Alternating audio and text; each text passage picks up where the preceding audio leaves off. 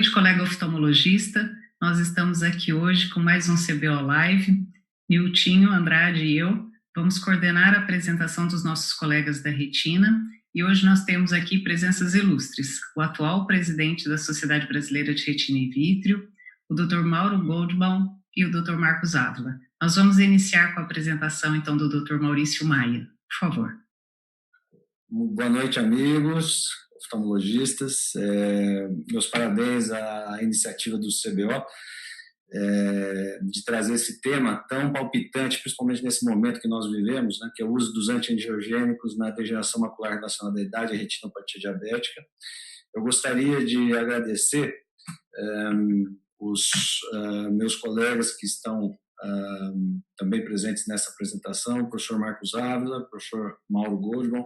Para mim é uma honra poder dividir essa sessão com vocês. E, mais uma vez, em nome da Sociedade Brasileira de Retina e Vítreo, eu agradeço esse honroso convite do Conselho Brasileiro de Oftalmologia, esse tema extremamente importante para a oftalmologia nacional, que é o uso dos anti-angiogênicos na degeneração macular relacionada à idade e retinopatia diabética. Vou falar sobre 10 minutos para dar uma introdução aos meus colegas, professor Marcos, o professor Mauro, e eu não tenho nenhum interesse financeiro nessa apresentação. Dentre as causas de cegueira no Brasil, nós sabemos que a degeneração macular relacionada à idade corresponde a 9% dos casos de cegueira legal no nosso país, e a retinopatia diabética ao redor de 5%, em idade laborativa ao redor de 8% dos casos de cegueira. Então, nós estamos falando de um contingente gigantesco de pessoas, e por isso, aí vai os meus parabéns ao CBO por escolher esse tema, né? E como nós tratamos esses pacientes? Hoje, o antiangiogênico é a droga de escolha, né? E é assim que nós fazemos a injeção, no ambiente asséptico, né? Com a injeção de drogas dentro da cavidade vítrea, que deve ser realizado por pessoas que têm conhecimento na área de retina e vítreo. O edema macular diabético e a degeneração macular relacionada à idade funcionam de forma semelhante. Existe, portanto, como vocês veem à esquerda, uma exudação, à direita o edema macular, e aí nós estamos vendo o antiangiogênico, então, indo aos receptores do VEGF, inibindo esses receptores do VEGF e fazendo com que esse edema regrida de uma forma significativa, melhorando a visão, tanto na degeneração macular exudativa quanto no edema macular diabético. E vejam que o primeiro estudo que demonstrou a eficácia dos antiangiogênicos foi chamado MARINA. Esse estudo usou o ranibizumab, ou Lucentis, em que se aplicava todos os meses essa terapia, e pela primeira vez na história da medicina nós começamos a notar que os pacientes que tinham a degeneração macular relacionada à idade não tratado, como vocês estão vendo em branco, perdiam significativamente a visão em relação aos pacientes tratados com o ranibizumab, que vocês veem em vermelho e em laranja. O problema desse estudo é que nós tínhamos que fazer injeções mensais, isso é muito penoso ao paciente. Então, desenvolveu-se um novo protocolo de tratamento e seguimento desses pacientes, que é seguir os pacientes a cada mês, como vocês estão vendo, mas em laranja, mais intenso, vocês podem ver as injeções são mais espaçadas. Nesse caso, usando esse protocolo pronto, nós acompanhamos o paciente todo mês e injetamos apenas quando o líquido se forma, tanto na degeneração macular relacionada à idade quanto na retinopatia diabética. E vejam que o número de injeções diminui significativamente. O outro protocolo é tratar e estender, que também apresentou resultados similares ao pronto, em que nós vamos tratando o paciente e vamos estendendo o tratamento a cada 2 semanas.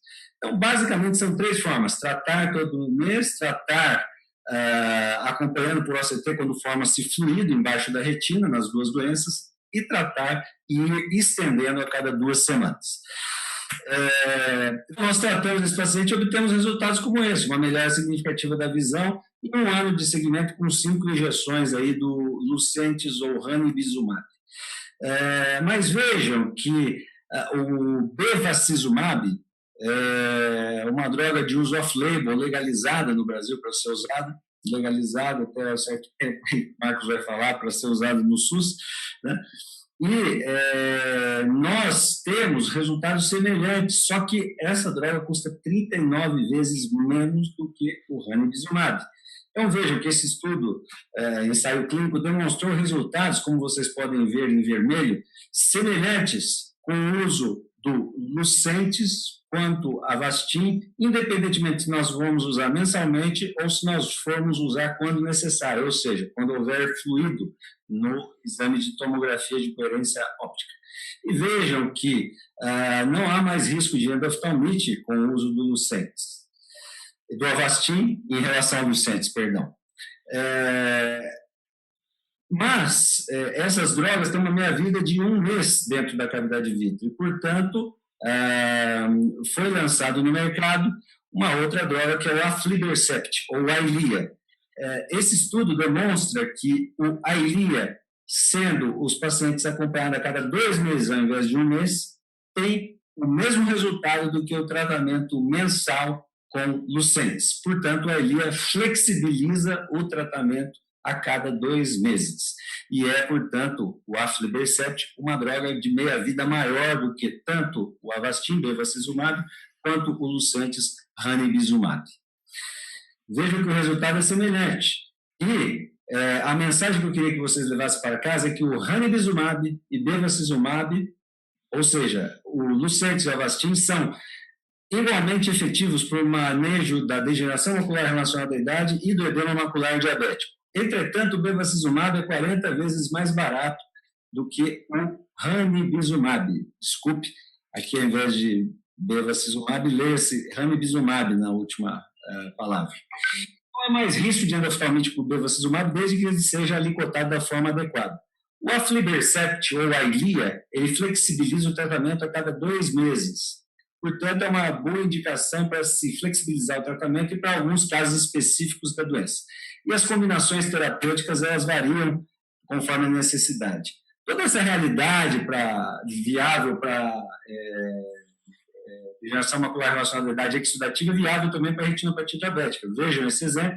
Com 6 injeções em 2 anos, o paciente obteve uma melhora significativa da visão, né, sem necessidade de laser, apenas com injeções intravítreas por edema macular diabético. E a segunda mensagem que eu queria que vocês levassem para casa é que a retinopatia diabética não proliferativa deve ser tratada com edema macular diabético aos inibidores do VEGF, que são padrão ouro para essa doença, associado ou não ao laser. Ou nos casos da impossibilidade dos antiangiogênicos, laser isoladamente. Já na retinopatia proliferativa, o laser isolado, em fotocoagulação, ou associação do laser e os inibidores do VEGF. A vitrectomia é reservada para os casos de hemorragia vítreo, descolamento tracional da retina. Portanto, a última mensagem que eu gostaria de deixar para vocês é que o Avastin, ou bevacizumab, ele não cega as pessoas, mas as pessoas, quando fazem a alicotagem inadequada dessa medicação, é que podem cegar as pessoas ou causar algum dano visual às pessoas, causando endoftalmite se não for fracionado da forma adequada. Essa seria a minha apresentação introdutória e eu gostaria mais uma vez de agradecer ao Conselho Brasileiro de Oftalmologia pela oportunidade dada à Sociedade Brasileira de Retina in Vitro para esse simpósio. Muito obrigado. Querido Maurício, nós que agradecemos, estávamos com saudade de transmitir um CBO Live com assuntos relacionados à ciência da oftalmologia e eu acho que as pessoas que estão nos assistindo também. Hoje já temos aqui nesse momento, mais de 200 pessoas simultâneas nos assistindo, um assunto realmente específico, como é a retina, e não é de se esperar menos, já que a gente tem um grupo tão seleto aqui, né, de palestrantes, Dr. Marcos Ávila, Dr. Maurício e Dr. Mauro. E eu gostaria de chamar agora o Dr. Mauro, que é membro da Comissão de Defesa Profissional da Sociedade Brasileira de Retina in Vitro, que vai falar um pouquinho também sobre o assunto de hoje. Por favor, professor. Bom, boa noite. Primeiramente, queria agradecer o convite, parabenizar o CVO, a Vilma, o Newton pela organização e agradecer também a participação de todos no momento presentes online. O tema que me coube foi de aspectos regulatórios no tratamento da DMRI e da retinopatia diabética, que à primeira vista parece um tema mais maçante, mas no fundo é uma área bastante instigante. Eu espero conseguir transmitir, pelo menos parcialmente, todo o interesse que essa área suscita. Até pouco tempo atrás, bastava, na verdade, para a gente esse conhecimento que o Maurício apresentou agora há pouco, um conhecimento mais médico-científico, e daí a gente tirava as nossas condutas, mas isso mudou em parte porque houve a incorporação da farmacoterapia na retina, uma maior atuação desses órgãos regulatórios e a elaboração desses protocolos clínicos que tem, de certa forma, influenciado a nossa prática clínica. O primeiro passo para você ter a disponibilidade de uma droga é a aprovação pela Anvisa e a elaboração da sua bula. Isso, no fundo, basta na saúde, no âmbito privado, mas na saúde suplementar e no SUS é diferente, precisa de mais aprovações. Na saúde suplementar você depende da aprovação da ANS, essa aprovação muitas vezes vem com uma diretriz de utilização MADUT, que é um protocolo que, de certa forma, vai regularizar como esse tratamento vai ser feito. No SUS, depende da aprovação da Conitec, que também muitas vezes elabora, junto com a aprovação, protocolos, o protocolo de uso, o PCDT, o protocolo clínico de diretrizes clínicas, que vão regulamentar como esse tratamento vai ser realizado. Começando então pela saúde suplementar, o passo inicial, na verdade, é a inclusão do tratamento no rol de procedimentos da ANS. Esse rol de procedimentos é uma lista do mínimo que as operadoras são obrigadas a cobrir no âmbito da saúde suplementar. Ela é diferente da bula. Então, por exemplo, aqui na bula do ranibizumab você tem degeneração macular relacionada à idade, no rol também tem, então a operadora é obrigada a cobrir o uso do ranibizumab em DMRI, mas na bula tem retinopatia proliferativa, não consta do rol, então a operadora não é obrigada a cobrir. Ela pode, então o rol não é que ele proíbe coberturas a mais, mas ele delineia, ele lista quais são as coberturas mínimas que as operadoras são obrigadas a cobrir. Essa elaboração do rol é um processo bastante extenso, diversas etapas, são ciclos de 2 anos, mas importante para a gente são essas duas etapas, a abertura do Form Rol, onde a gente tem que apresentar dossiês completos que mostram um dossiê para cada mudança que a gente estiver pleiteando para cada um dessas atualizações do rol. Depois, nessa análise técnica, a gente tem que defender nas reuniões do COSAúde, que é uma plenária que envolve as diferentes partes, a gente tem que defender esse dossiê na tentativa de obter, então, a aprovação dessa mudança que estamos pleiteando.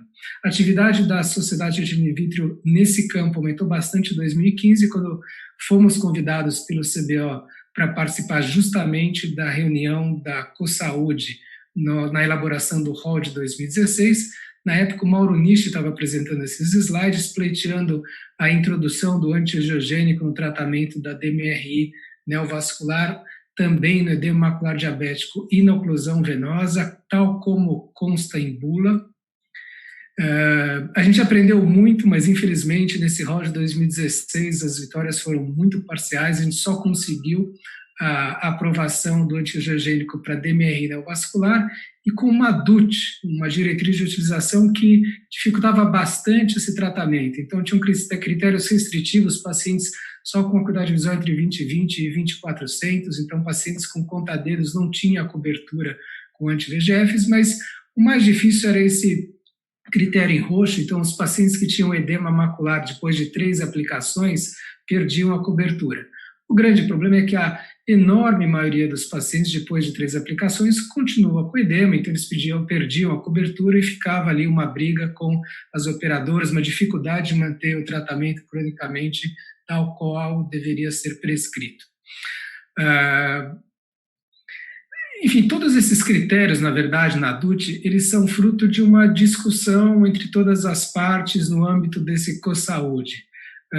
É uma atividade bastante interessante, cada um coloca o seu ponto de vista e, no fundo, é um acordo. Então, o critério de acuidade visual foi acordado, realmente a gente ficou bastante surpreso com esse critério de OCT, a gente não estava esperando por isso. Então, para a apresentação do hall de 2018, a gente já foi mais experiente, mais calejado, sabia quais eram os nortes que balizavam as decisões da ANS, então, medicina baseada em evidências, as diretrizes de órgãos reguladores semelhantes, saúde ocular dos pacientes e o equilíbrio, principalmente o equilíbrio do sistema de saúde como um todo. Então, respeitando a interdependência entre cada um dos participantes do sistema de saúde, entendendo a importância que é a preservação do sistema de saúde, colocando-se cada um no lugar do outro, entendendo que, enfim, todos nós fazemos parte do mesmo sistema. Isso facilita bastante o relacionamento com os outros parceiros. O uso das referências reconhecidas pela ANS, essas agências reguladoras, principalmente do Reino Unido, o NICE, o National Institute of Health and Care Excellence, e o Royal College of Ophthalmologists, eles fazem um trabalho bastante interessante em regulação, coerência e consistência, no fundo é tudo, e esse NICE ele faz avaliações regulares de todas as tecnologias novas, utilizando os mesmos parâmetros de forma bastante coerente. É muito interessante ler todos esses documentos que eles publicam de quando em quando, e vocês vão ver quão interessante é o trabalho que eles fazem. Eles fazem basicamente estudos multicêntricos pivotais, e o Royal College, no fundo, acaba trazendo um certo suporte para critérios que o NICE gostaria, mas que não encontra nos estudos pivotais. Acho que fomos bastante felizes em 2018, conseguimos muitas vitórias, a adequação da DUT para degeneração macular relacionada à idade, a incorporação, a inclusão dessas outras indicações, edema macular diabético, oclusões venosas retinianas, claro, sempre com uma nova DUT, mas de qualquer jeito fruto da discussão com os outros parceiros, as outras partes no âmbito da plenária do COSAúde. Essa é a DUT da DMRI, mantém aqui o critério de acuidade visual, mas o restante houve uma grande melhora, refletindo o que foi resolvido pelo NICE no âmbito do sistema inglês. Aqui, a DUT para edema macular diabético, vocês veem que também há critérios de inclusão baseados em edema do OCT, em critérios de acuidade visual, mas, de novo, ele espelha essas resoluções do NICE, do Royal College of Ophthalmologists, é bastante razoável, inclui, por exemplo, esse critério de cessação de tratamento. Então, se o paciente, a acuidade visual cair para menos de 2400, a cobertura deixa de existir, pelo menos deixa de ser obrigatória. É um critério do Royal College. Alguns vão dizer, poxa, mas isso não está na bula, isso não faz parte do estudo pivotal, por que eu tenho que seguir isso? Basicamente porque, de novo, o processo que a gente tem para conseguir a incorporação, a inclusão desses tratamentos no hall é baseado num acordo, numa discussão do que é possível e plausível dentro do sistema de saúde. Esse trabalho é um trabalho em equipe, é uma honra poder trabalhar com todas essas pessoas, em especial apoio e a parceria do CBO, o Reinaldo Ramalho, João Fernandes, Nelson Musado, Frederico Pena, Mauro Nishi, a Silvana Vianelli, o Milky Goto da AMB.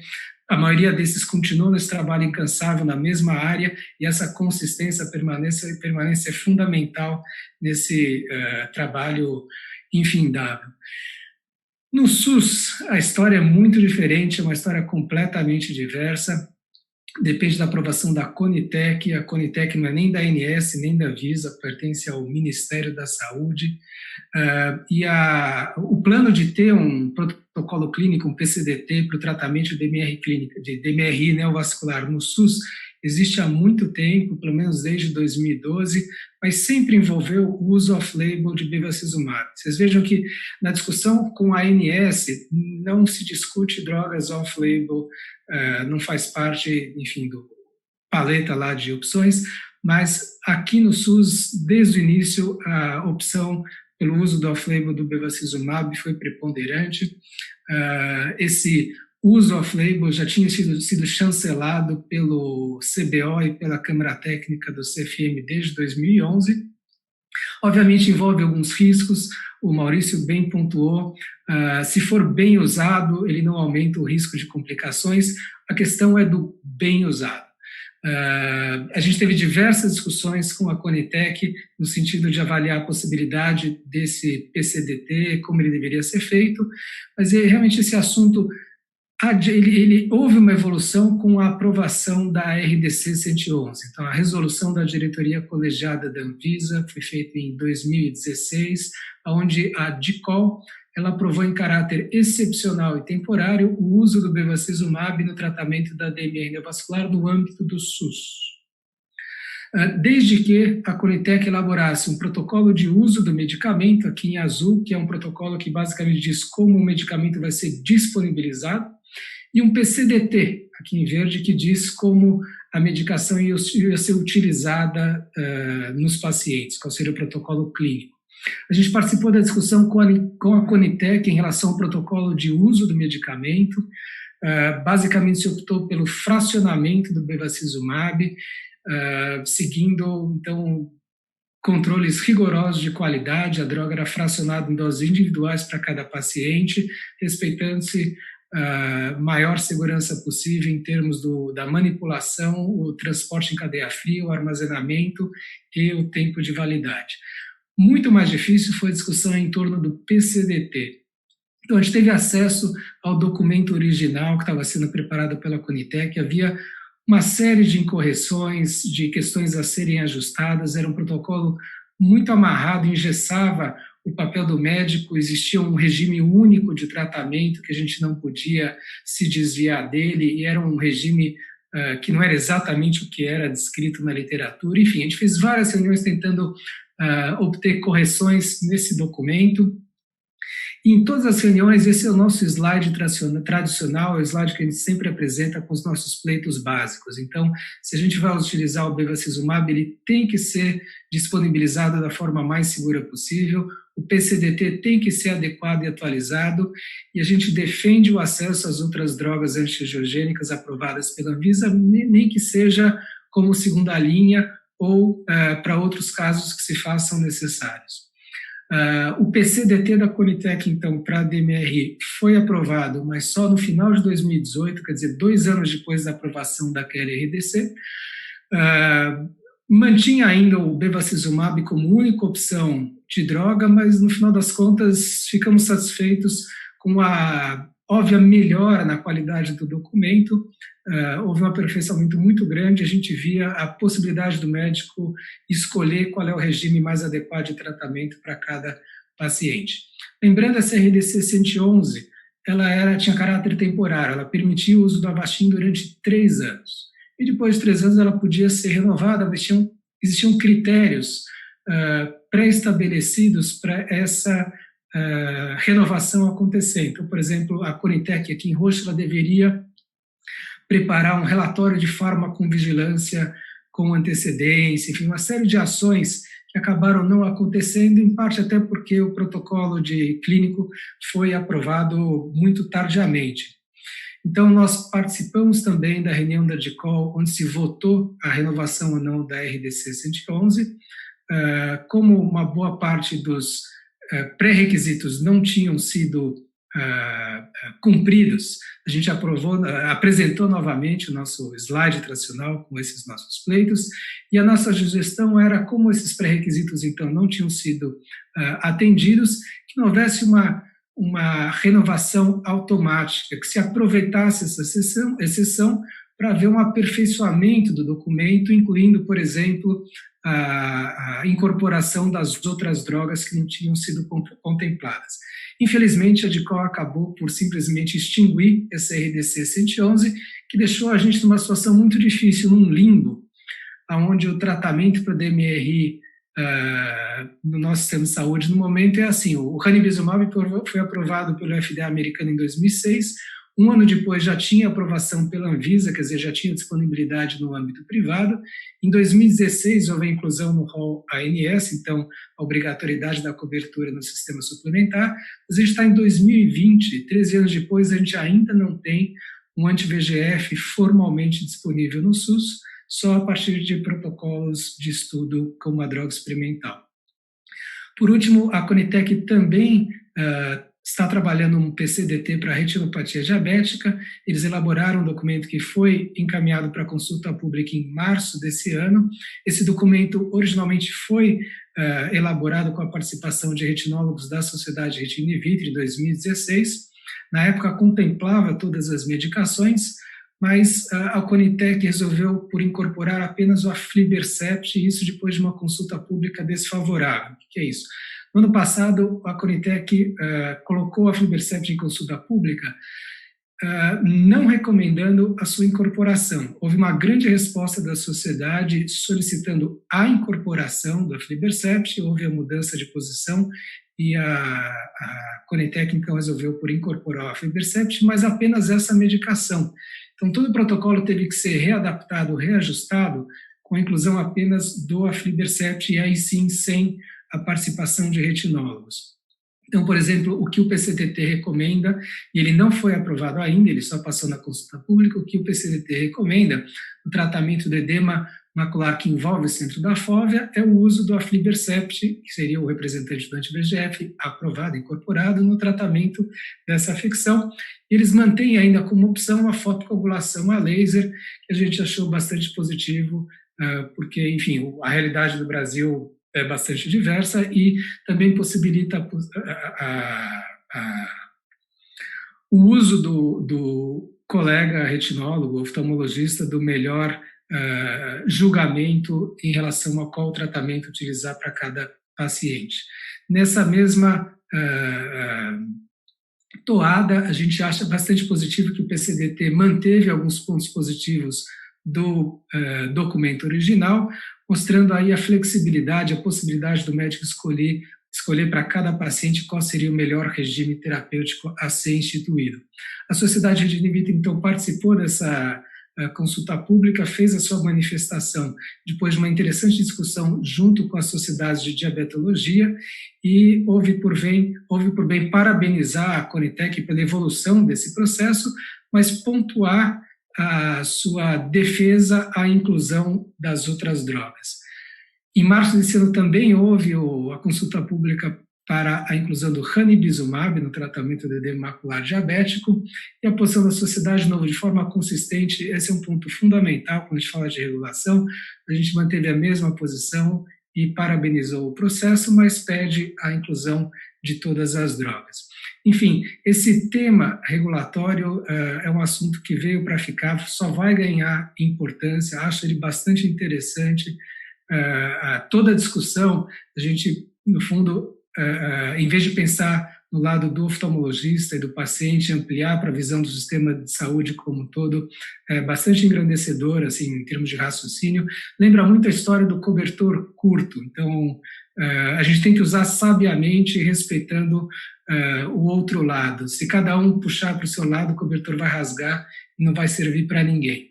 Finalizando, fundamentalmente é um trabalho de equipe, de time, alguns nomes que eu não tinha comentado antes, o Cristiano Cacheta, Vilma Lery, João Neves, os ex-presidentes do CBO, José Benis Neto, o Paulo Henrique Morales e o Filomeno Malherbe, que fazem o contato com a Sociedade de Diabetologia, o Grupo Retina Brasil de pacientes, a Júlia Araújo, o deputado federal Irã Gonçalves, e o time da Sociedade Retina in Vitro, os presidentes André Gomes, Acácio Muralha, o Magno, Maurício Maia, as diretorias, o conselho consultivo, fundamental o trabalho, o papel do professor Marcos Ávila, já há muito participando, trabalhando no âmbito dessas questões, e sine qua non o trabalho do nosso jurídico, Luiz Otávio Ferreira, sem o qual, no fundo, esse trabalho inteiro seria, pelo menos do nosso lado, impossível.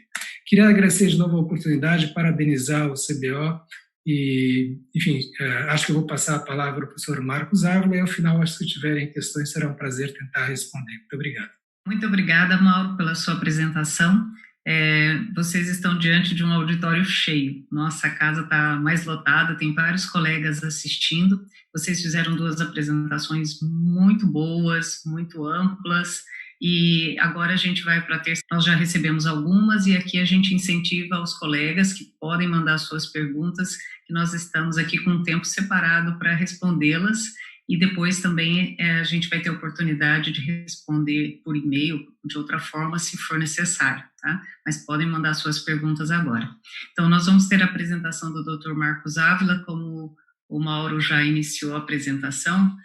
Dr. Marcos Ávila é um médico oftalmologista de renome entre nós, porque ele é professor, pesquisador, é membro da Sociedade Brasileira de Retina e Vítrea, é do Conselho Consultivo e do Conselho Brasileiro de Oftalmologia. Ele é membro titular da Comissão de Diretrizes e Gestão, por ser ex-presidente deste conselho. Então, é uma pessoa mais do que capacitada para nos falar a respeito desse tema hoje, incluindo esse aspecto que envolve toda a sociedade oftalmológica. Por favor. Obrigado, Vilma. Prazer muito grande estar participando aqui da live do CBO. E eu não vou compartilhar a tela, vou ter 4 ou 5 slides só que vou falar daqui a pouquinho.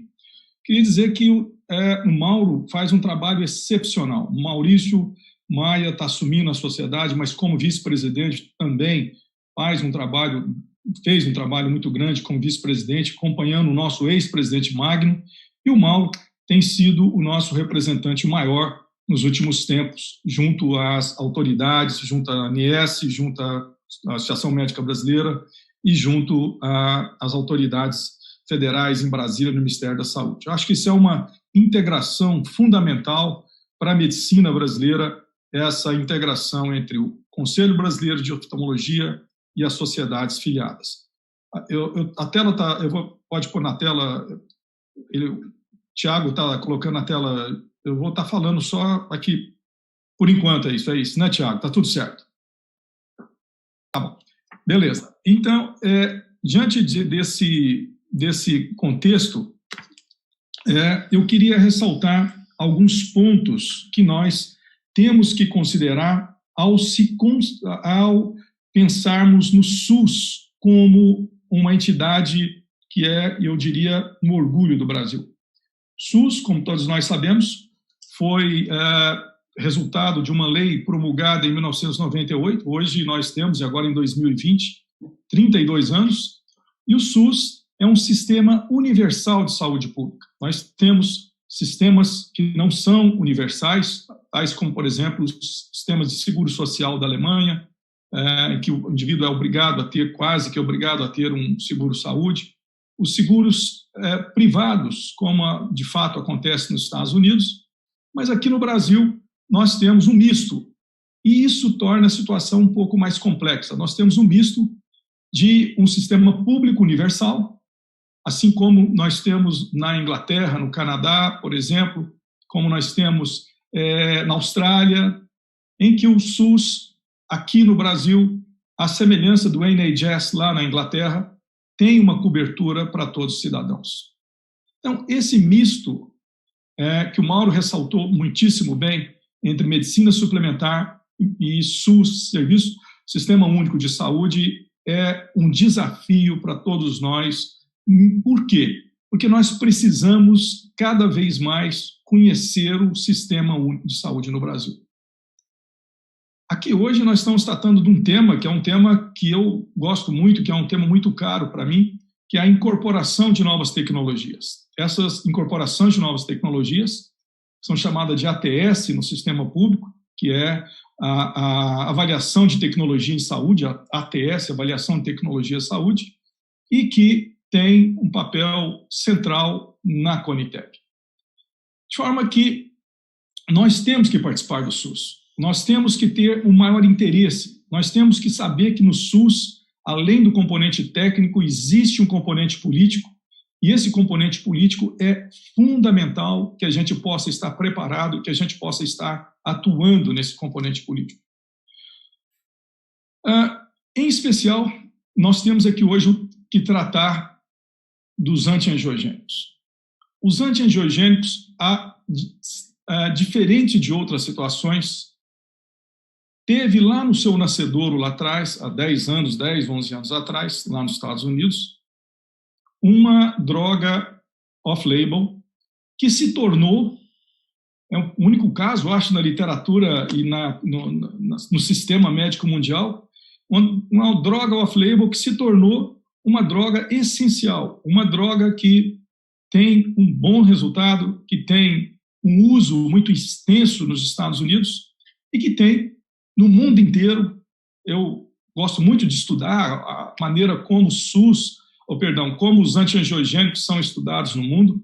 E se você olha, você vê, principalmente nos países europeus, em que a medicina, a saúde é basicamente exercida de uma maneira social, de várias maneiras, na Alemanha de um jeito, na Inglaterra de outro, na Portugal é de outro, enfim, nos 20 maiores países do continente europeu, da União Europeia, a maneira como os antiangiogênicos são utilizados difere enormemente.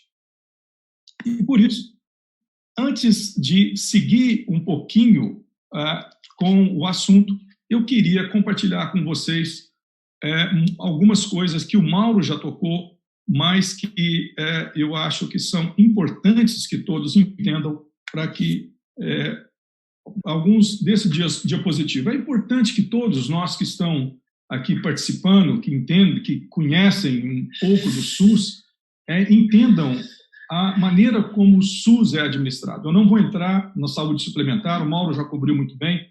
Nós tivemos participação muito importante lá atrás com a incorporação dos antiangiogênicos, com tratamento quimioterápico, mas no Ministério da Saúde nós temos os órgãos colegiados, que é o Conselho Nacional de Saúde, o Conselho Nacional de Saúde Suplementar, que é a CONITEC. A CONITEC é um avanço muito grande no sistema. Nós, antes de 2011, nós não tínhamos uma definição exata de como as novas tecnologias eram incorporadas. Agora, com a CONITEC, tudo isso mudou. E nós temos entidades vinculadas ao Ministério da Saúde, tais como a Anvisa, a ANS, as fundações e as empresas públicas como a Hemobras e outras. Aqui, para nós temos interesse em especial nessas 6 secretarias que compõem o Ministério da Saúde. Em especial, no tema de hoje, nós temos 2 secretarias que nos são muito importantes. A Secretaria de Atenção à Saúde, que agora é também especializada, foi incorporada. Aqui no Ministério da Saúde eram 7 secretarias, agora são só 6. E nós temos, então, a Secretaria de Atenção Especializada à Saúde, que é a SAIS. Lá no final, a SAIS tem um papel importante na incorporação de novas tecnologias, como os antiangiogênicos. E aqui está o fulcro da nossa atuação, que é a Secretaria de Ciência e Tecnologia, Inovação e Insumos Estratégicos em Saúde, que é a SCIT. A SCIT, todos nós que estamos lá no SUS, o Mauro Goldbaum está bastante lá, e a gente está... A SCIT é uma secretaria importante. O secretário de Ciência e Tecnologia e Inovação era o Denizar Viana, que é uma pessoa muito capaz nessa situação, e o Denizar, agora, ele está como assessor do nosso novo ministro da Saúde. Bom, então, as outras secretarias são também importantes, mas essas 2, a SAIS e a SCIT, são as que mais nos interessam. Dentro do organograma da SCIT, nós temos lá o Departamento de Gestão e Incorporação de Tecnologia, Inovação e Saúde, que é diretamente ligada à CONITEC. A Anvisa e a CONITEC. A Anvisa, ela avalia eficácia e segurança de um medicamento ou produto para a saúde e autoriza a comercialização deste produto. Para que uma tecnologia possa ser utilizada, então, no SUS, esse medicamento, essa tecnologia, tem que ter registro na Anvisa, assim como o Mauro já mencionou. Isso precisa ser aprovada pela CONITEC. Lá na CONITEC, ele vai ver, além da efetividade da compra e da efetividade do medicamento, comparando tratamentos já incorporados ao SUS, no nosso caso, por exemplo, o ranibizumab, ou o bevacizumab, ou o aflibercept, comparado ao laser no edema macular diabético, por exemplo, e, em relação à tecnologia, avaliar o seu custo e impacto orçamentário e logístico para o sistema. Não há restrição de quem possa solicitar uma demanda junto à CONITEC. Pode ser, aqui é o primeiro ponto que eu queria chamar a atenção. Aqui nós podemos, sim, enquanto sociedade, estarmos atentos a isso, e nós podemos, aqui, como pessoa física ou como instituição, fazer uma demanda para a CONITEC, para que essa demanda possa ser analisada. E aqui já é uma primeira provocação que eu faço para a Sociedade Brasileira de Retina e Vidro, para todos nós, Maurício, Mauro, às vezes, quem sabe, em futuro próximo, a gente esteja capaz de fazer demandas para a CONITEC. uma proposta de avaliação para a Conitec, a incorporação de tecnologia em saúde. Primeiro faz-se um ofício indicando o proponente, destinatário à Conitec, é nomeado o nome da tecnologia, indicação, documentação do proponente, o formulário é online, o sistema para gestão eletrônica de processo de incorporação, e o documento principal, que é a descrição da doença, a utilização da tecnologia, descrição da tecnologia, descrição das evidências científicas, estudos de avaliação econômica na perspectiva do SUS e o chamado impacto orçamentário. Então, qualquer tecnologia que nós queiramos pode ser também colocada por uma sociedade científica.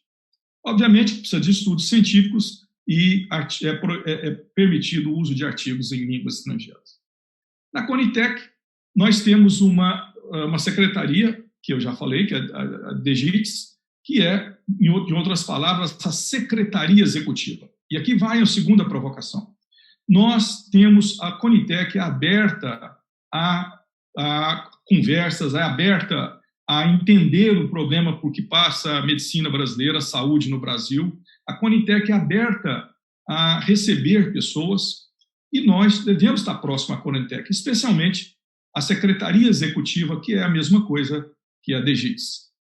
E lá, na DGITS, uma vez o nosso pedido, ou de uma indústria, ou de uma secretaria do Ministério da Saúde, é feito um relatório técnico sobre a tecnologia. Depois disso, recomenda-se, esse pedido pode ir para o plenário, se houver motivação para isso, e lá, no plenário, também, depois do plenário, pode ser submetido à consulta pública por 20 dias. O plenário da Conitec são 13 pessoas. O plenário é um plenário de ponta, e nós vamos falar sobre ele daqui a pouco. São 13 membros que compõem 6 secretarias do Ministério da Saúde, a ANS, a Anvisa, o Conselho Federal de Medicina e outros. A contribuição são inseridas no relatório final da Conitec, da consulta pública. O secretário da SCIT, que nós estamos vendo aqui, ele pode ainda solicitar audiência pública antes de tomar uma decisão, e após a decisão, ele publica no Diário Oficial da União a incorporação da tecnologia, que tem mais 10 dias para interposição de recursos. Após o parecer do secretário, o ministro pode ratificar, modificar ou anular a total ou parcialmente. Após a decisão de incorporar a tecnologia ou o PCDT, há prazo de 180 dias para efetivar a oferta do SUS. Trâmites operacionais, negociação de preço, compra, distribuição, elaboração, protocolo clínico e uso racional. A partir desse momento aqui, a CETIC sai de ação, sai a Conitec e entra também agora o DAF, que é um Departamento de Assistência em Farmacêutica, que vai definir junto a maneira como o protocolo de PCDT vai ser realizado e o protocolo, o PCDT de uso do medicamento, como nós tivemos recentemente aí com a Flibercept, ele vai para ser incorporado em um novo PCDT.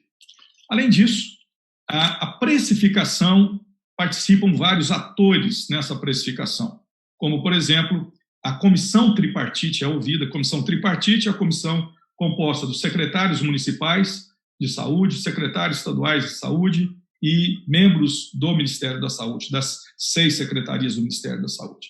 E lá eles vão definir a precificação e a maneira de quem vai comprar esse medicamento. Ao final do processo, feito passa-se um sistema que é chamado SIGTAP, e lá no SIGTAP, esse é feito, então, uma colocação de um código para esse procedimento. Em grosso, esse slide mostra basicamente o fluxo de incorporação da tecnologia. Vocês estão vendo que primeiro passa na Conitec, depois na Secretaria Executiva, a Conitec solicita estudos e pesquisas complementares, depois vem para o plenário, depois volta para a Secretaria Executiva, que submete a consulta pública. Olha como é complexo. É uma verdadeira liturgia de um procedimento, ou de uma nova droga, ou de qualquer incorporação de tecnologia no SUS. E aí entra na etapa 6, que é lá no plenário, ratifica a recomendação, e o secretário da CETIC ele vai avaliar se haverá ou não nova audiência pública, e se tem audiência pública, realiza, e aí sim, volta para o secretário, e ele avalia o relatório e decide se vai publicar no Diário Oficial da União. Então, plenário, como eu disse, são seis secretarias do Ministério da Saúde, o Conselho Federal de Medicina, o Conselho Nacional de Saúde, CONAS, Conselho Nacional de Saúde, secretários estaduais de saúde, secretários municipais de saúde, a ANS e a Anvisa. Muito bem. Então, isso é fluxo que nós precisamos conhecer, que nós precisamos estar a par, que nós temos que ajudar o CBO e, no nosso caso, ajudar muito a SBRV, apesar de que o trabalho gigante que o Mauro Goldbaum e os presidentes e toda a diretoria da SBRV também fazem. Nós tivemos, desde 2011, quando a Conitec foi fundada, que foi estabelecida em portaria, uma lei, a Lei 12.241, se não me engano, nós tivemos esses pleitos aí da oftalmologia. Em 2012, por incrível que pareça, nós tivemos um pleito para o ranibizumab para o tratamento da DMRI que não foi aprovado. Em 2013, nós tivemos o OCT incorporado ao SUS para doenças da retina, e aqui entra um outro desafio que eu queria chamar a atenção. Isso em 2013, e só com uma portaria do gabinete do ministro de 2018, agora, um ano e pouco atrás, é que nós tivemos finalmente o OCT incorporado, né, de verdade no SUS, com o código no SIGA-TAP, e nós pudemos fazer uso, então, do OCT. Em 2016, nós tivemos o cross-linking corneano, aqui não foi um PCDT, foi o que eles chamam de protocolo de uso, é o PU, o cross-linking corneano para incorporar o tratamento do ceratocone. Em 2018, nós tivemos o PCDT do glaucoma, que já vinha lá de trás, na época que eu andava muito lá pelo Ministério da Saúde, lá de trás tinha o PCDT, o Taleb fazia, o Alexandre Taleb aqui da UFG, fazia parte lá do Ministério da Saúde, das avaliações de tecnologias, e em 2018 nós tivemos o PCDT do glaucoma. Em 2018 também nós tivemos a não incorporação da adalimumab para oveite infecciosa. Em 2018, Mauro Goldbaum já mencionou, esse daqui foi um ano, essa foi uma espécie de as coisas não terem saído da maneira como a gente queria. Por quê? Porque em 2018 nós tivemos o PCDT para DMRI, o CT diagnóstico complementar e uso excepcional do bevacizumab, e que agora isso veio esse uso excepcional do bevacizumab veio através de uma regulamentação da Anvisa, que chamava RDC 111, de 2016, que tinha um tempo de 3 anos para que nós pudéssemos usar o bevacizumab para o tratamento da DMRI. Nesse momento, Mauro também já mencionou, nós não temos tratamento para DMRI no SUS. E na recomendação agora, quando foi definitivamente excluída a RDC 111, ela não foi renovada por mais 3 anos, lá está bem claro na Anvisa em que eles dizem que há uma possibilidade de nós usarmos o aflibercept, que agora já é aprovado para uso no SUS, é bom que se diga isso, nós vamos ver daqui a pouco nas linhas de cima, e que agora, que lá 60% a 70% do ambulatório de retina no SUS é de edema macular diabético, e eles abrem uma porta na justificativa para revogar a RDC 111, eles abrem uma porta para nós incorporarmos o aflibercept para o tratamento da DMRI. Então, é uma bandeira que nós precisamos lutar. Depois nós podemos discutir um pouco mais sobre a DMRI, como está sendo isso feito no resto do mundo. Bom, em 2019 veio o PCDT para uveites não infecciosas. 2019 nós tivemos, final do ano passado, em novembro do ano passado, finalmente a incorporação definitiva do aflibercept ao SUS para o tratamento do edema macular diabético. Eu acho que isso foi uma vitória importantíssima da medicina brasileira e da oftalmologia em especial, e também dos laboratórios que produzem os antiangiogênicos. E também em 2019, a empresa Novartis entrou com um pedido para a incorporação do ranibizumab também para tratamento da edema macular diabético. Essa solicitação para a incorporação do ranibizumab já passou na plenária da Conitec e agora também já passou por uma consulta pública, mas ainda não foi assinado e publicado no Diário Oficial da União pelo secretário da CETIP. Pois bem, e finalmente em 2020, o PCDT de retinopatia diabética, como também o Mauro já falou, um PCDT que todos nós esperávamos muito, é um PCDT muito bom, tem algumas falhas, como por exemplo, não tratar a retinopatia diabética proliferativa, mas de maneira geral é bastante interessante que a retinopatia diabética foi recomendado o parecer favorável da Conitec agora em março desse ano, e já teve a consulta pública. Falta a aprovação final desse PCDT. Finalmente, essa é a atuação, então, da oftalmologia brasileira na Conitec. Nós precisamos melhorar muito mais que isso. E mais, nós temos que estar atento porque a ANS, de certa forma, tem um vínculo direto com o Ministério da Saúde. E a Conitec e a ANS, a gente começa a ver movimentos da ANS com a Conitec, como a incorporação de algumas situações relativas à medicina suplementar. Então, é fundamental, saibam, como está escrito aí nesse diapositivo, a ANS tem assento na Conitec e participa do processo de avaliação. A Conitec também tem representação no grupo de trabalho de revisão do ROL e da CBHPM.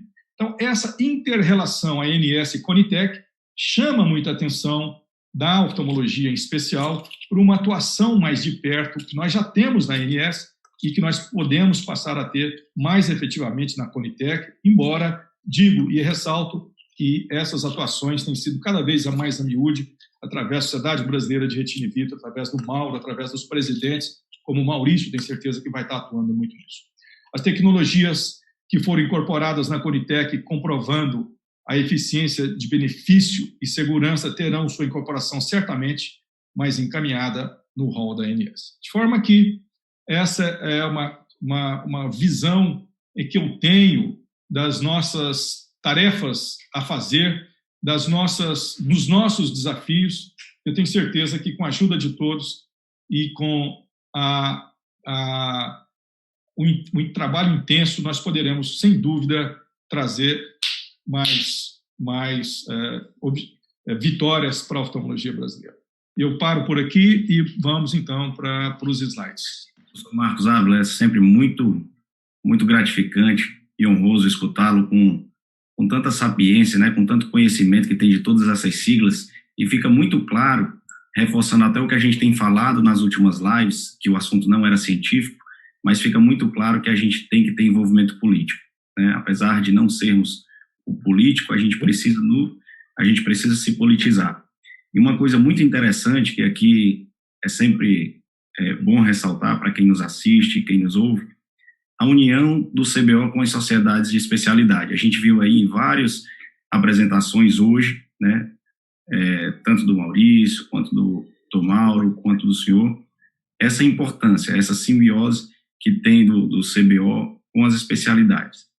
E aqui eu queria trazer um pouco, o senhor já mencionou por alto, mas eu acho que é importante a gente mencionar um pouco disso, de como é feito o uso desse antiangiogênico ao redor do mundo. O senhor passou superficial, mas algumas pessoas já chegaram aqui perguntando como é que é feito na Europa, Estados Unidos, na Ásia, na América do Sul, de uma maneira geral.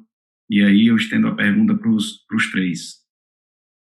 Bom, realmente eu acho fantástico, eu sou apaixonado pelo sistema inglês, acho fantástico. O SUS brasileiro foi muito baseado no sistema inglês, o sistema inglês vem lá de trás, 1948, eles criaram lá o NICE, muitos e muitos anos atrás, que o NICE que é o National Institute of Clinical Excellence. Ele meio que a Anvisa foi feito um pouco parecido com isso, e lá no sistema inglês eles têm o que eles chamam de CCG. O que é o CCG?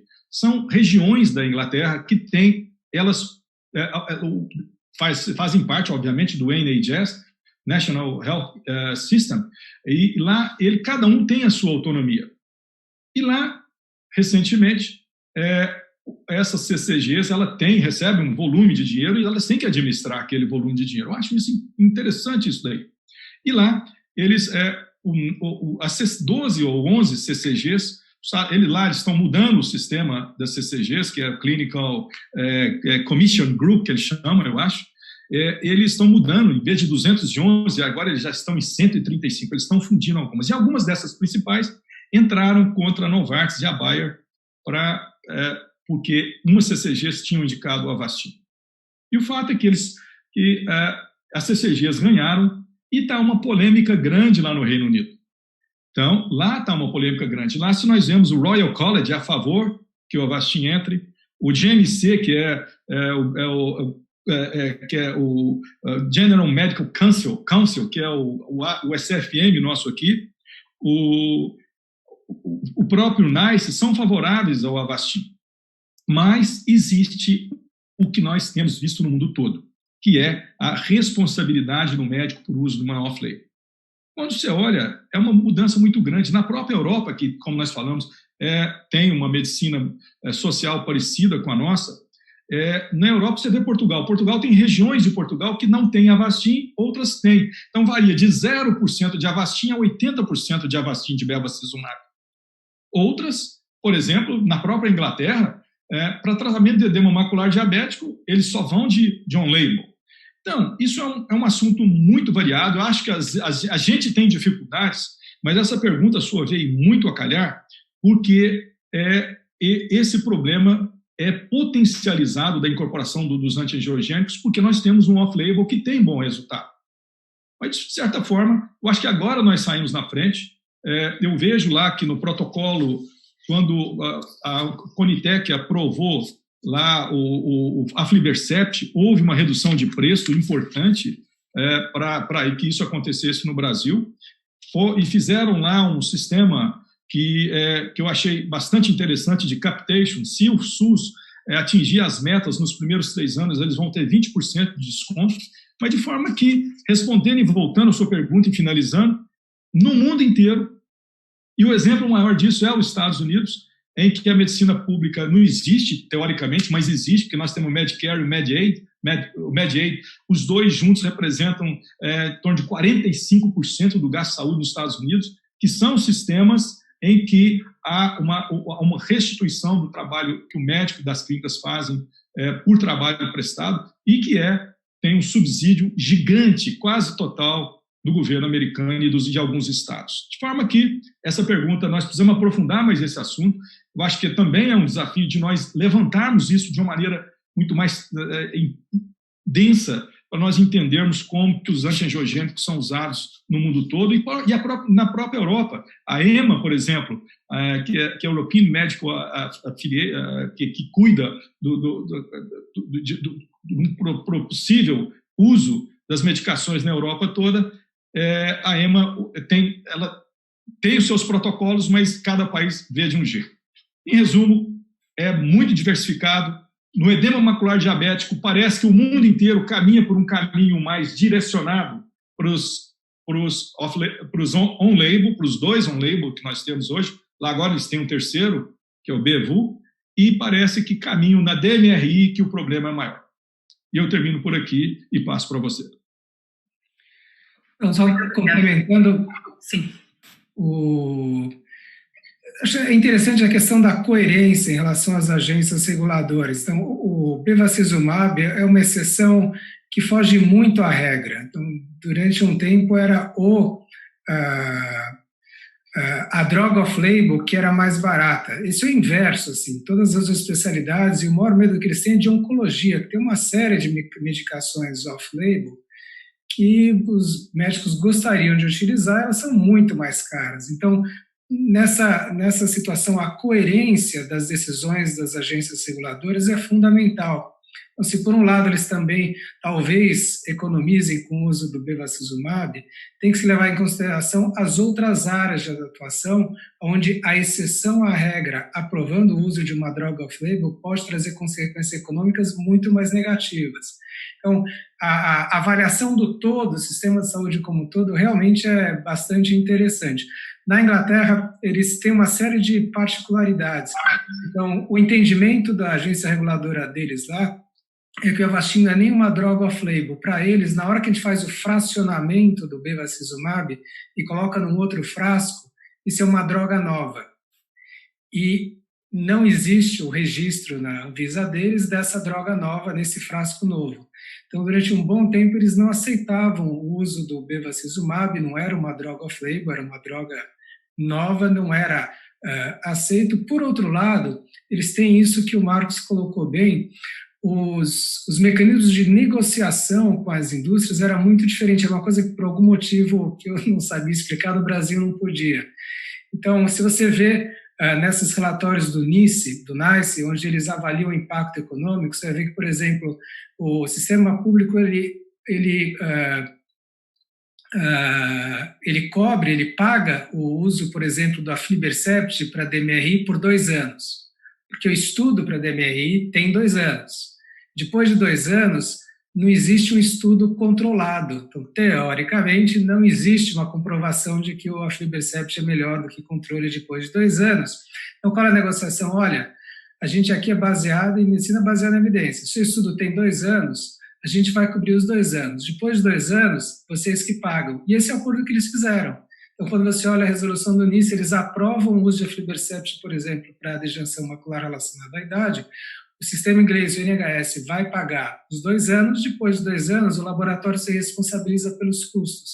Então, a ideia de usar o bevacizumab nessa situação, pelos custos, que são mais baratos, acaba se diluindo um pouquinho. Acho que cada país tem soluções diferentes. Acho que o importante é ter essa coerência, de ter a sapiência, enfim, o equilíbrio de tratar o sistema de saúde de uma forma razoável em todas as suas instâncias. Eu acho super importante isso que o Marcos colocou, e principalmente a fala do Mauro, né? Eu acho, Marcos, que realmente a gente precisa estar muito próximo à Conitec, né? Pedindo essas novas tecnologias, e o Mauro tem feito isso para a gente, porque realmente é uma liturgia, né? E é extremamente complexo. Então, acho que a política é super importante nessas questões, né? E, fundamentalmente, 75%, 80% da população brasileira usa o SUS, né? Então, nós temos que, essa coerência que o Mauro coloca, ela precisa ser analisada no foco, assim, dos vários países, das várias situações mundiais. Você veja, no Canadá, a droga utilizada pelo sistema público é o bevacizumab, o Avastin. Na França, existem centros de fracionamento de Avastin que enviam para o sistema público da França, né? Nos Estados Unidos, muitos colegas utilizam Avastin, né? A Inglaterra, toda essa situação aí de polêmica em relação a essa droga. Então, o que a Sociedade Brasileira de In Vitro ela é favorável em relação ao SUS? É favorável a todos os antiangiogênicos, né? E isso é uma posição que a gente tem batido firme desde o início, né, dessa situação toda, dessa liturgia, como diz o Marcos. Nós somos favoráveis às 3 drogas incorporadas no SUS e as novas tecnologias também, porque isso aumenta a concorrência entre as empresas, isso nos faz usar a peculiaridade de cada droga em cada situação. Por exemplo, em Israel, você só pode usar outra droga no sistema público se o Avastin não funcionar, né? Então, eu acredito que, assim, a diversidade do país, né, requer... Foi uma pena a gente ter perdido a RDC 111, na minha humilde opinião. Eu acho que nós precisamos das 3 drogas incorporadas ao Sistema Único de Saúde, né? E aqui eu faço um chamado para reflexão do momento que nós vivemos dessa crise do coronavírus. Me preocupa muito o momento de nós não termos, assim... uma droga como o Avastin liberado para uso no SUS, ter perdido essa situação, para a saúde pública brasileira, né?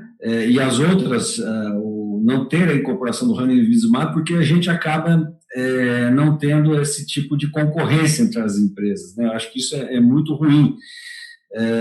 E me preocupa o fato na saúde suplementar, né, a liberação lenta dos convênios dos antiangiogênicos que pode vir a prejudicar os nossos pacientes e, enfim, resultar em perda visual importante nesse momento em que a saúde suplementar e os convênios, aí, as operadoras de saúde estão numa marcha mais lenta em função de toda essa situação aí.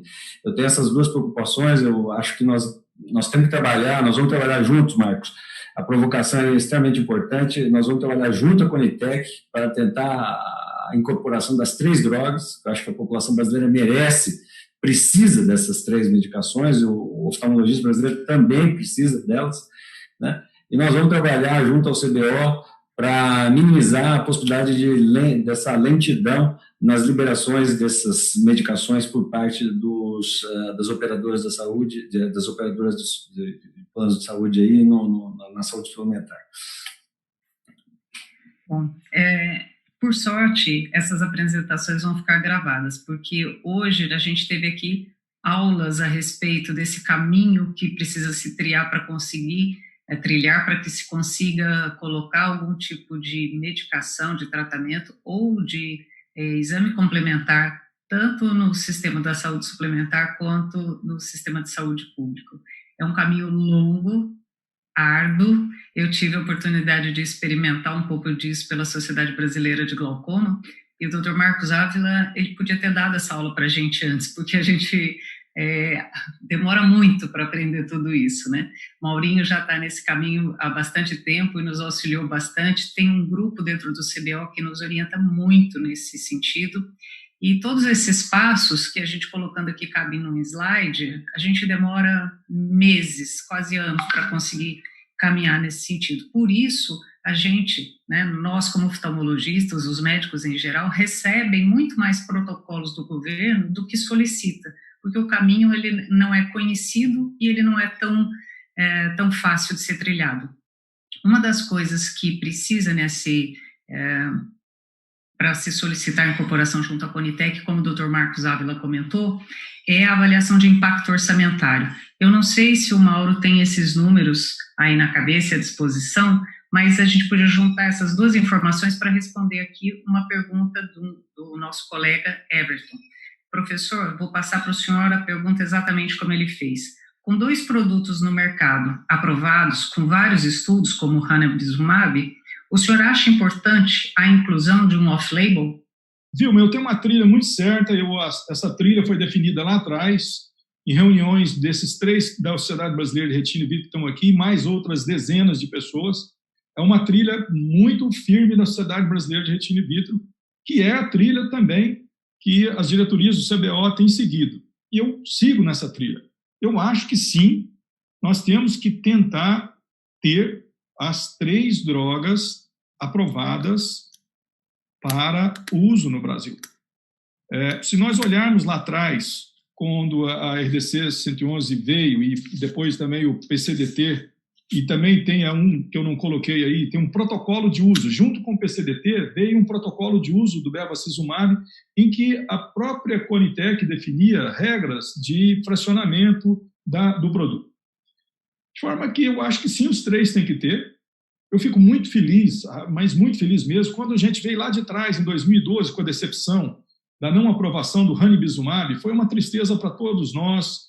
E agora, com a aprovação da aflibercept, possivelmente daqui a pouco tempo, se nós não tivéssemos na pandemia, possivelmente ia ser mais rápido, com a aprovação do ranibizumab, nós já temos pelo menos 2 drogas para edema macular diabético e possivelmente o pulo para DMRI vai ser meio que uma consequência. Não sei, essa liturgia vai ter que talvez acontecer, mas acho que ela vai ser menos áspera. De forma que o PCDT da DMRI, o Mauro já falou nisso muitas vezes, outro dia mesmo nós estávamos conversando sobre isso, o PCDT, que agora o PCDT da DMRI deixa de existir porque ela só tinha uma droga, que era o Avastin, né? E agora precisamos refazer o PCDT da DMRI colocando as 3 drogas. Então, sendo bem pragmático, eu sigo a trilha que a SBRV e o CBO trataram, que eu acho que nós temos que sim, a nossa obrigação, enquanto médicos ou enquanto parte da sociedade, ter as 3 drogas, e me sinto muito feliz, já temos uma aprovada, e quem sabe daqui uns dias já a outra on-label. Eu termino por aqui. Perfeito. Continuando aqui com algumas perguntas, e aí o senhor já pode complementar também, professor Mauro. vou ler exatamente como foi enviada. A Conitec tem alguma determinação no sentido de se aprovar uma dose menor de Avastin, como é indicado, por exemplo, para a retinopatia da prematuridade? Continuando a resposta da questão anterior, eu não tenho de cabeça os números de impacto orçamentário, mesmo porque, como eu estava conversando, existe uma nova negociação das empresas com a Conitec, o Ministério da Saúde. Essa precificação vem se aparecendo de uma forma diferente. A gente não tem detalhes, não sei qual que é o preço do aflibercept que está sendo utilizada nessa discussão do PCDT de retinopatia diabética. Certamente continua sendo uma medicação mais cara que o bevacizumab, e o uso do bevacizumab, desde novo, aquele slide com os nossos pleitos básicos. Se a gente vai usar o bevacizumab, ele tem que ser disponibilizado da forma mais segura possível para não colocar o colega numa situação de risco. Então, nem o aflibercept é tão barato quanto gostaria, nem o bevacizumab é tão barato quanto a gente imagina. Então, acho que as unidades diferentes do sistema de saúde devem ter uma certa autonomia para entender quando é sensato utilizar essa opção do bevacizumab mais barata para, enfim, utilizar os recursos da forma mais racional possível. O SUS é incrível, conquista a sociedade brasileira, mas absolutamente precisa de mais dinheiro. Se a gente economizar, com certeza será em nosso benefício. A gente está muito acostumado com os hospitais universitários, mas os hospitais secundários, pós-saúde, é uma realidade muito diferente. O SUS precisa de um uso mais racional possível do seu orçamento, e a utilização do bevacizumab da forma segura, com certeza teria que fazer parte desse cardápio de opções. E quando não é possível, se utiliza as drogas on-label. A questão da retinopatia da prematuridade, ela é bastante difícil pelos riscos, enfim, pelas uma certa litigiosidade que envolve essa patologia. Até onde eu saiba, não lembro da discussão envolvendo redução de custos. Enfim, existe esse estudo do ranibizumab, né, para retinopatia da prematuridade. O uso do bevacizumab, eu não desconheço ações nesse sentido da Conitec. Pode ser que exista, mas eu não conheço.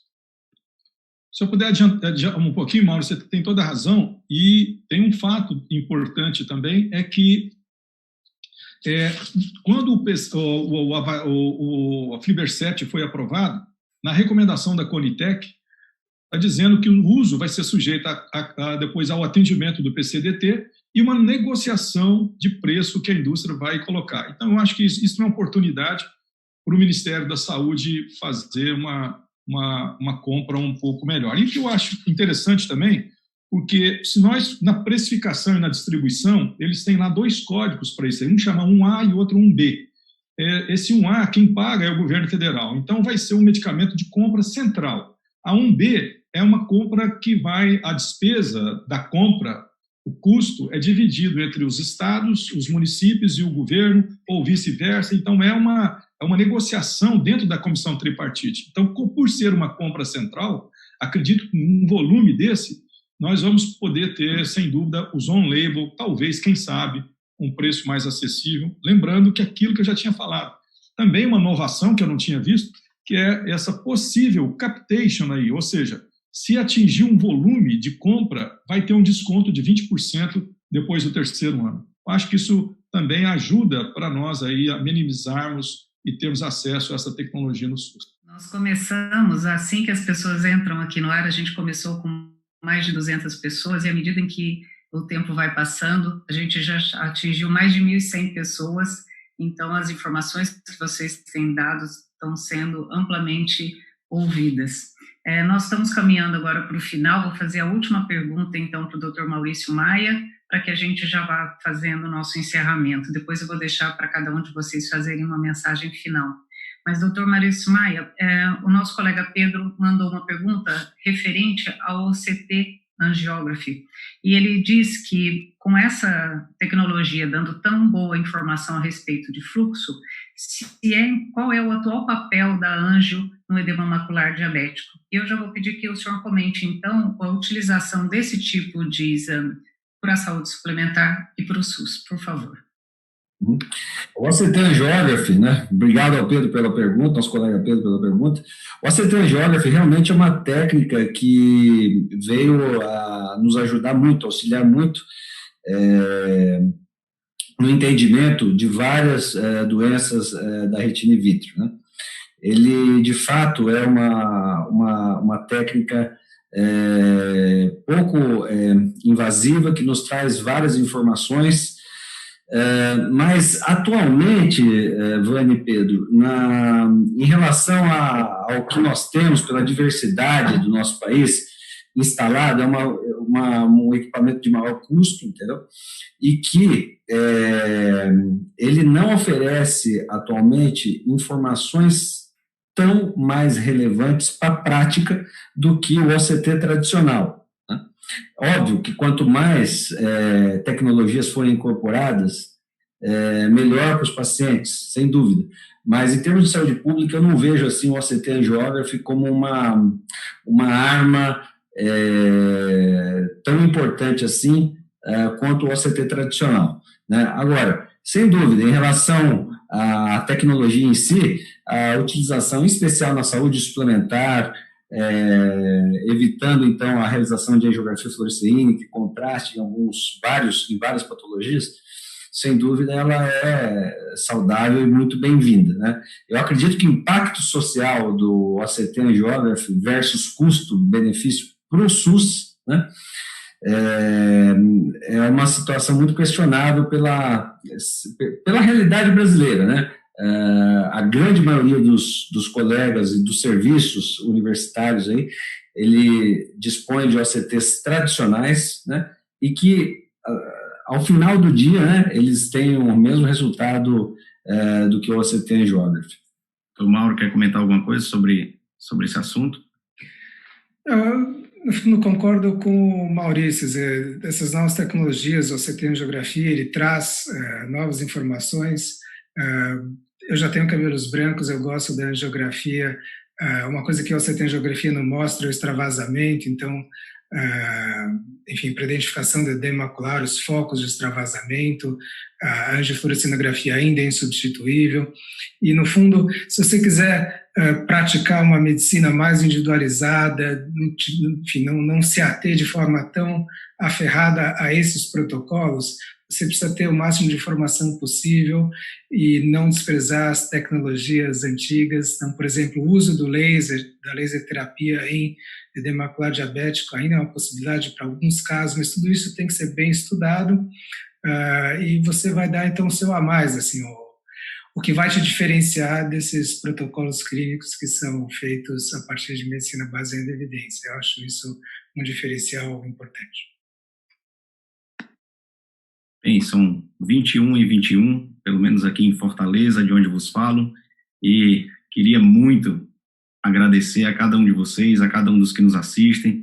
Como a doutora Vilma bem falou, tivemos mais de 1.000 pessoas atingidas, geralmente a sala estava com mais de 250 pessoas simultâneas, então realmente a gente estava com saudade desse momento de compartilhar ciência da oftalmologia, porque desde o começo do ano, quando a doutora Vilma entrou, a gente só conversou da Covid, do coronavírus, aspecto jurídico, e realmente fazia falta esse momento aqui cientista. Então, queria que cada uma dessas considerações finais, e que nossa doutora, sempre elegante, doutora Vilma, fizesse o encerramento em nome de toda a diretoria do CBO, que tenho certeza que estão nos assistindo. Nós convidamos vocês, então, para darem suas palavras finais. Dr. Marcos, por favor. E eu já vou aproveitar para dar os parabéns à Sociedade Brasileira de Retina in Vitro. Vocês foram os primeiros a trilhar este caminho. E isso foi extremamente importante para todos nós. Todos têm aprendido muito e a gente fica muito grato que vocês possam compartilhar isso conosco. Dr. Marcos, por favor. Bom, Vilma, te agradeço muito, te parabenizo, a sua nossa nova host, né? Eu nunca vi uma pessoa tão simpática para fazer o host dessas lives. Muito bom. Sempre tenho assistido todas, invariavelmente às segundas-feiras. Eu fico muito feliz junto com o Newton. Newton é um batalhador, começou lá atrás essas lives com dificuldade, resolvendo problema, resolvendo isso, resolvendo aquilo, e hoje está aí uma realidade, né? Podemos, numa hora tão difícil, nós temos a live do CBO tão bem implementada. prazer muito grande estar com meu amigo Mauro Goldbaum, sempre aprendo e todos nós aprendemos muito estarmos juntos com ele. É um prazer estar junto com o Mauro. E com Maurício Maia, esse sujeito desprendido, cheio de energia, cheio de coisa para realizar, tudo que ele põe a mão vai para frente, e nós agora nós, retinólogos brasileiros, entregamos a nossa sorte na mão dele. Assume em tempos difíceis, mas com a sua sabedoria e a sua vontade de fazer e realizar, e o seu sucesso em tudo que faz, vai nos levar a caminhos cada vez mais altos. E, finalmente, dizer que eu acho que isso é que é importante. Nós, o Conselho Brasileiro de Oftalmologia e as sociedades afiliadas têm um longo caminho pela frente. E esse caminho é o caminho da união, é o caminho de fazermos juntos, é o caminho de ajudarmos uns aos outros. Por quê? A união faz com que a gente possa conseguir muitas vitórias.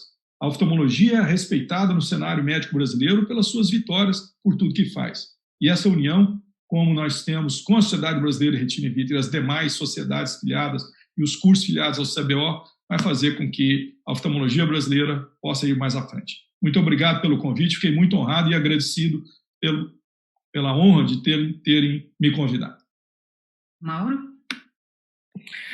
Então, a introdução desses antiangiogênicos foi uma revolução, ela transformou a nossa especialidade, transformou a vida dos pacientes de uma forma imprecificável. No fundo, a gente não tem como estimar o ganho que essas medicações trouxeram para a sociedade como um todo. Mas isso, obviamente, tem um custo, seja desde do estudo, do